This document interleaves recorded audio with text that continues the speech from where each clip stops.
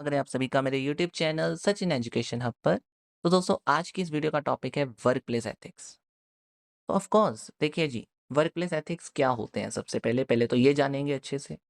और very importantly कौन कौन से एथिक्स एथिक्स मतलब कौन कौन सी मेन प्रिंसिपल्स हैं, कौन कौन से कोड ऑफ एथिक्स हैं जो एक वर्क प्लेस पे एम्प्लॉयज़ को फॉलो करने हैं, यानी जिससे उनको ये पता चल सके कि उनके लिए क्या राइट डिसीजन है, उनके लिए क्या राइट एक्शन है, उन्हें कैसे बिहेव करना है। तो वो सारे हम 10 या 12 पॉइंट जितने भी हैं वो अच्छे से समझेंगे कि कौन कौन सी चीज़ें वर्क प्लेस पे होना बहुत ज़रूरी है जिससे एथिकल एनवायरनमेंट बना रहे।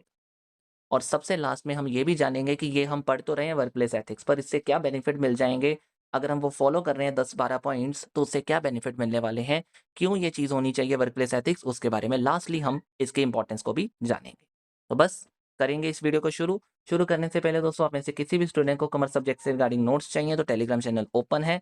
लिंक आपको चैनल का वीडियो डिस्क्रिप्शन में मिल जाएगा। और दोस्तों क्लासेस भी अगर आपको चाहिए किसी भी सब्जेक्ट से रिगार्डिंग तो ऑनलाइन क्लासेस हम आपको दे रहे हैं। डिटेल्स आपको क्लासेस की वीडियो डिस्क्रिप्शन में मिल जाएँगी। Let's start it.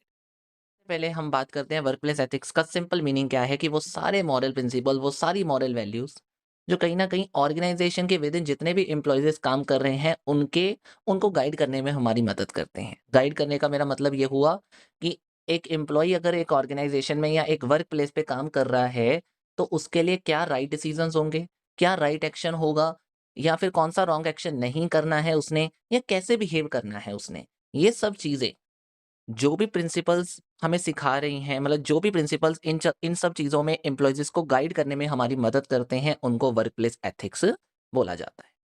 यानी these ethics actually help the employees. किस चीज़ में हेल्प कर रहे हैं? राइट डिसीज़न लेने में, ऑनेस्टली काम करने में, रिस्पॉन्सिबली अपने आप को रिस्पॉन्सिबल बनाने में, प्लस रिस्पेक्टफुल कैसे रहना है अपने कस्टमर से, अपने कलीग्स के साथ या सबके साथ कैसे रिस्पेक्टफुली रहना है, इन सब चीज़ों में जो भी प्रिंसिपल्स, जो भी वैल्यूज़ एम्प्लॉइज़ को गाइड कर रही हैं इन सब चीज़ों में, उनको हम वर्कप्लेस एथिक्स बोलते हैं।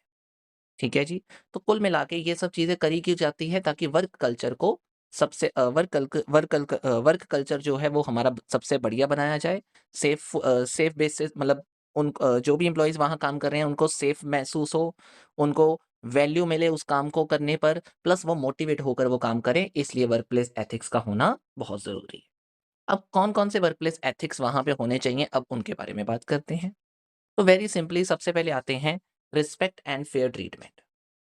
देखिए जी, वेरी सिंपली अगर बात की जाए तो respect and fair treatment is a very first important thing जो वर्क प्लेस पे होनी चाहिए। मतलब एवरी एम्प्लॉय नो मैटर कौन सा जेंडर है, कौन सी जॉब पोजीशन है, कैसा रिलीजन है, उसको रिस्पेक्टफुली और फेयरनेस तरीके से आपको ट्रीट करना है। यानी कोई डिस्क्रिमिनेशन, कोई हरासमेंट या कोई बाइस्ड बिहेवियर वर्क प्लेस पे नहीं होना चाहिए।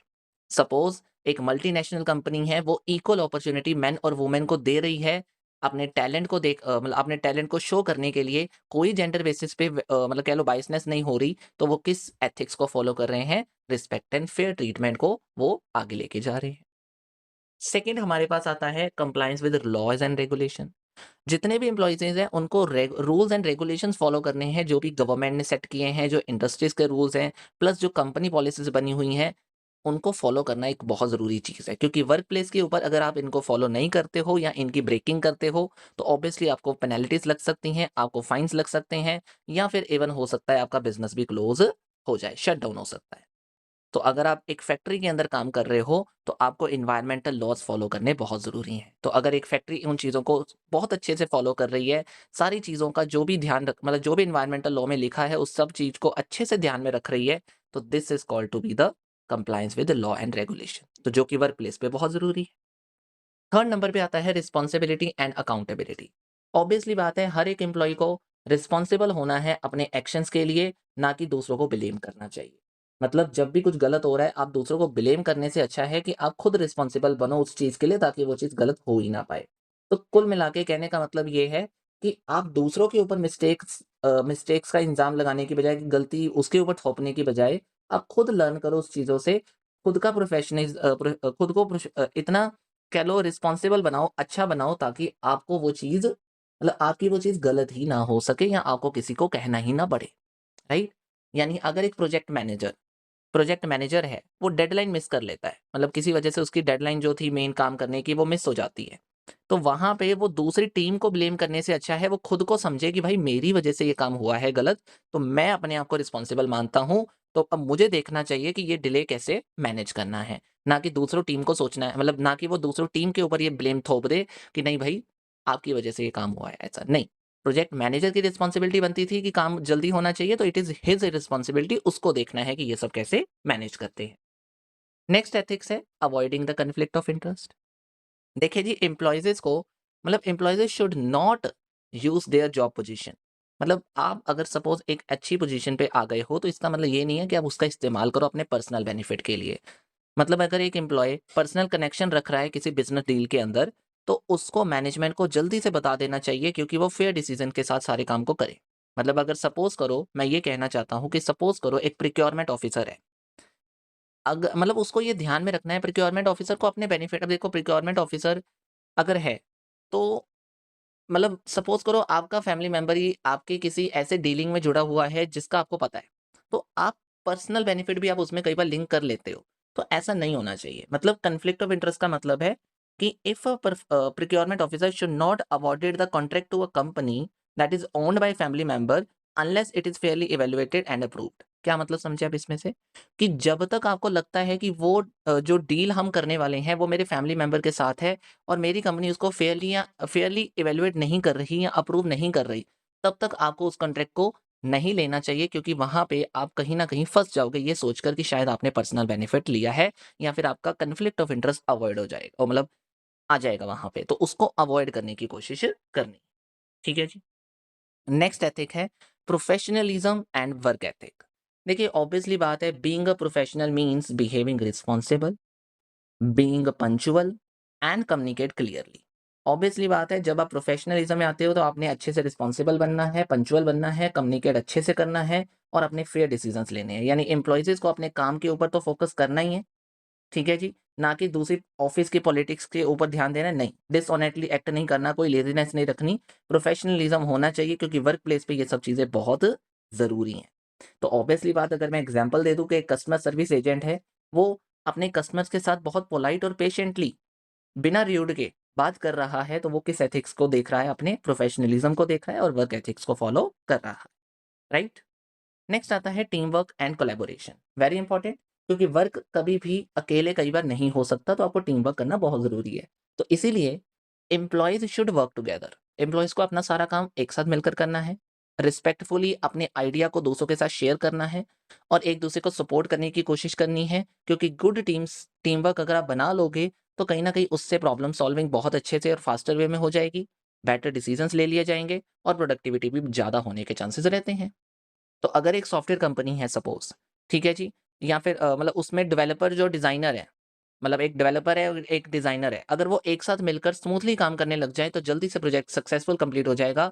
अगर वो ये सोचे कि हम अलग करेंगे, मतलब मैं अपना डेवलपर मैं अलग हूँ, डिज़ाइनर अलग है, नहीं, ऐसा फिर काम अलग हो सकता है। तो इसीलिए दोनों को मिलकर अगर काम करना पता लग जाए, तो डेवलपर जिस हिसाब से डिज़ाइनर चाहता है या डिज़ाइनर जिस हिसाब से अपने पॉइंट रख रहा है, उन दोनों को समझकर एक-दूसरे के साथ मिलकर अच्छे से स्मूथली काम कर सकते हैं और जल्दी भी हो जाएगा वो काम, राइट?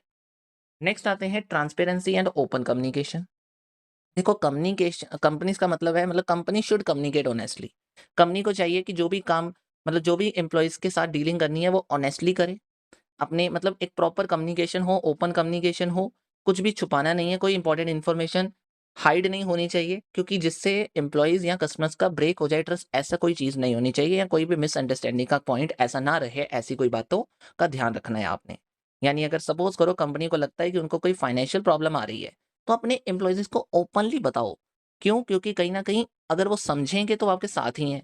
लेकिन अगर आप बिना नोटिस के ऐसी प्रॉब्लम फेस करने लग गए जिसमें एम्प्लॉइज़ को लगता है कि आपने जानबूझकर छुपाया और उनका ट्रस्ट तोड़ने की कोशिश की है या उनको जानबूझ के अपने पास ऐसे रखने की कोशिश की है जो उनको अच्छा नहीं, मतलब जिसमें उनको अनकंफर्टेबल लगना शुरू हो जाए, तो वहाँ पे फिर गलत हो जाएगा। तो should be a transparent in all the ways, ताकि एम्प्लॉइज़ और कस्टमर्स का ट्रस्ट अच्छे से बना रहे, राइट? नेक्स्ट आते हैं fair compensation and employee welfare.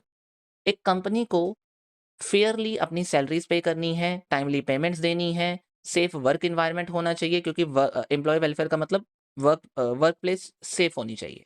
तो कहीं न कहीं एक एम्प्लॉयी जो काम कर रहे हैं उनको फेयरली ट्रीट करने के लिए यानी फेयर कंपेंसेशन दो उनको, टाइमली पेमेंट दो ताकि उनको अच्छा लगता रहे, मोटिवेशन मिलती रहे। और एक सेफ एनवायरनमेंट जब तक नहीं दोगे तब तक वो अच्छे से वहाँ पे काम नहीं कर पाएँगे।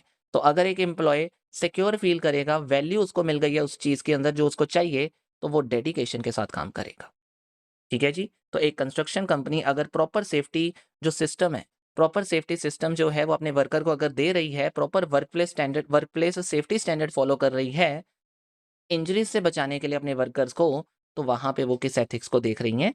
Fair compensation and employee welfare. ठीक है जी? नेक्स्ट एथिक आते हैं anti bribery and anti corruption. Obviously बात है, क्या मतलब ब्राइबरी इन सिंपल टर्म आप कह सकते हो कि कहीं न कहीं ब्राइबरी और करप्शन जो है वो बिज़नेस एंड उसकी इकोनॉमी को हार्म करने में लगी होती है। तो इसीलिए जो भी एथिकल कंपनीज़ हैं, उनको ये चाहिए कि एक स्ट्रिक्ट पॉलिसी होनी चाहिए, ये ध्यान में रखने के लिए कि एम्प्लॉइज़ इन अनफेयर फाइनेंशियल प्रैक्टिसेज़ में ना पड़ जाएँ, इन चीज़ का ध्यान रखना है। ठीक है जी? Next and the last point in this case is integrity and honesty.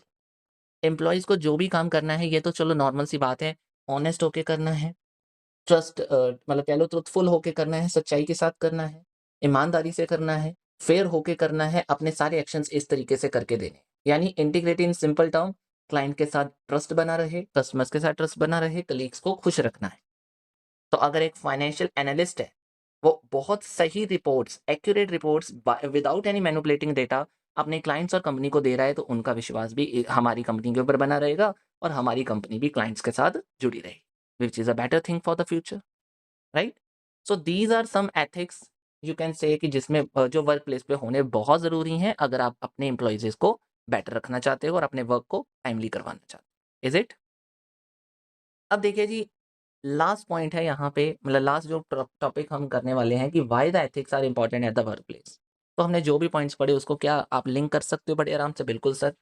क्या ट्रस्ट और रेपुटेशन बन जाएगा? बिल्कुल। अगर कंपनी अपने एथिकल प्रैक्टिसेस को फॉलो करेगी तो एम्प्लॉइज का ट्रस्ट बना रहेगा, कस्टमर्स का ट्रस्ट बना रहेगा, इन्वेस्टर्स खुश हो जाएंगे, तो जिससे कंपनी की रेपुटेशन इंप्रूव हो सकती है और कंपनी बहुत सक्सेसफुल और रिलायबल बन सकती है, राइट? दूसरी तरफ अगर हम बात करते हैं एम्प्लॉइज़ के मोराल को एनहांस करना एंड प्रोडक्टिविटी, यानी एम्प्लॉइज़ मोटिवेट होकर काम करेंगे और अगर हैपीली काम करेंगे अपनी वर्क प्लेस के ऊपर, तो कहीं न कहीं मतलब इन सिंपल टर्म आप ये कह सकते हो कि जहाँ पे वर्क प्लेस एथिक्स होते हैं ना, वहाँ मोटिवेशन आती है, वहाँ पे हैपीली काम हो जाता है। क्योंकि पॉजिटिव वर्क एनवायरनमेंट होने से एक सबसे बड़ा फ़ायदा क्या मिलता है?